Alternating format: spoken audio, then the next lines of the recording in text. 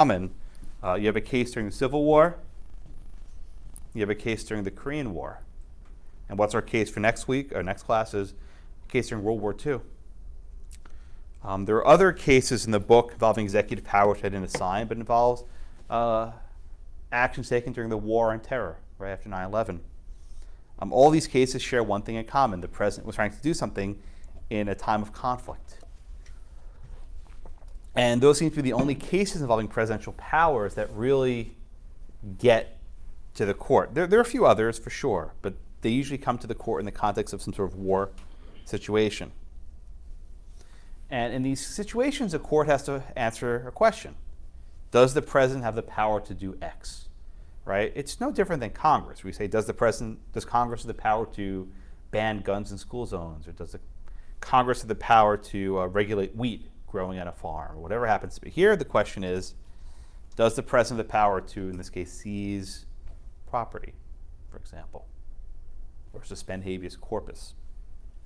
All right. So let's start with a polling question to get started, right? It's true, false. The president only has enumerated powers. That's your question.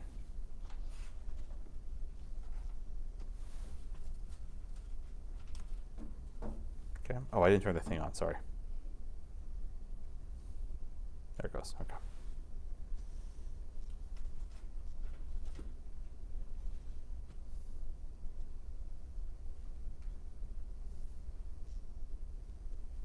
Okay, all right, that's what we got. Perfect, you got it all correct, that's right. The president stands in a different position than Congress, right? We say this in the first day of class. We say that all the legislative powers, all of Congress's powers are enumerated in the Constitution. That is, they're written down. Okay, if a Congress's power is not written down, then they don't have it. Now, we know, because of the necessary and proper clause, that there are implied powers. So they do have powers not written down, but that's within the scope of the necessary and proper clause, which tells us whether it's necessary or proper. The president's powers are a little bit different. Article 2, Section 1 begins, the executive power shall be vested in the President of the United States. What does that term mean, the executive power? This is something that courts and scholars disagree on vigorously. But at the most basic level, Article 2 and Article 1 differ. Article 1 lists all the president's powers. Article 2 doesn't even attempt to list all the president's powers. They list some. And we have a long history, a long tradition of executives exercising powers that, frankly, are not written down in the Constitution. And what do we do with that history? Do we say that because presidents have done something in the past, that means they can do it in the future? Or do we say, well, maybe past presidents broke the law, but the current president can't? Should the courts try to determine what the exact powers of the presidency are? And if so, what do they go on? What do they base such a ruling on? Is there guidance? Is there history? Is there tradition? Is there something to base it on? So these questions are very difficult to answer and reflect why the courts generally don't even try to answer these questions.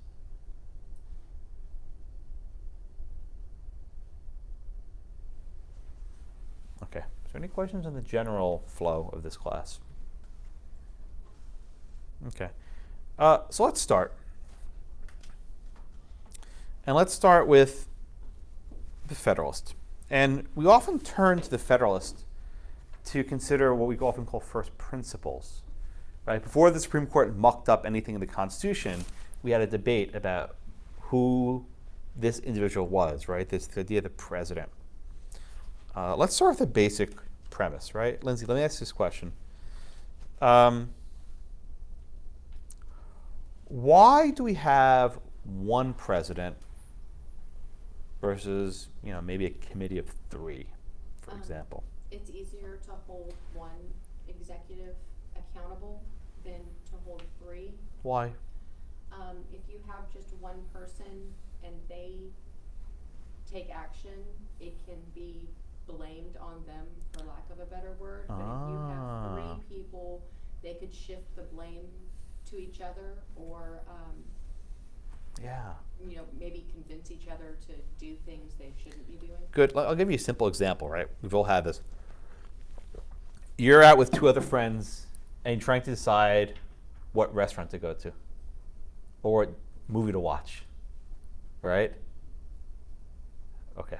As we all know, when there's one person, it's very easy to make a decision. If you're home alone and watch a movie, you put on whatever you want.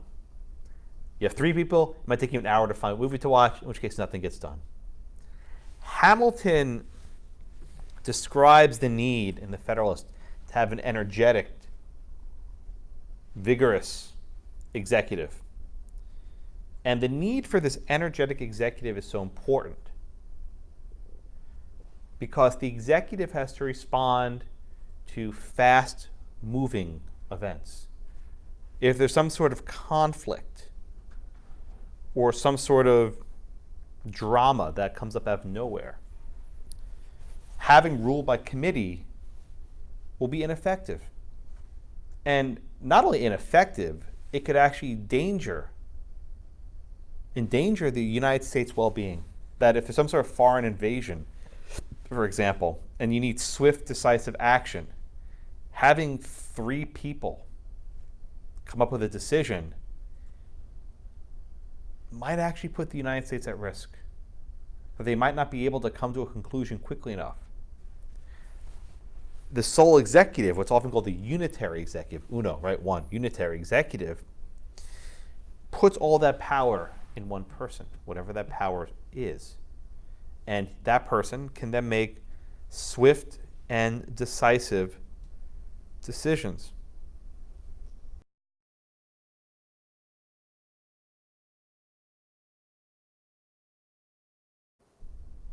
Everyone with me?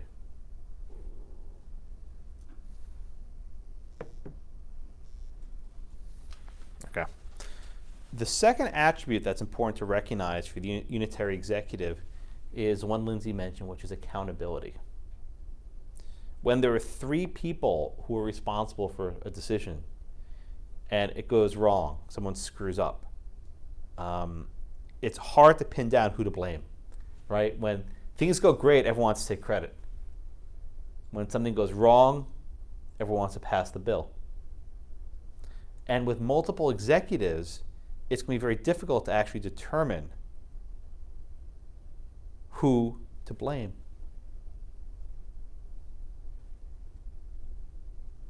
Okay?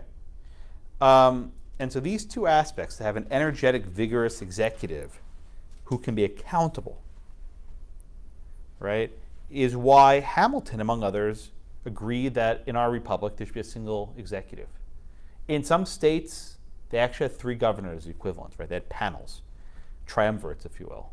And if you look at the history in Rome and other countries, rule by multiple people never turned out very well.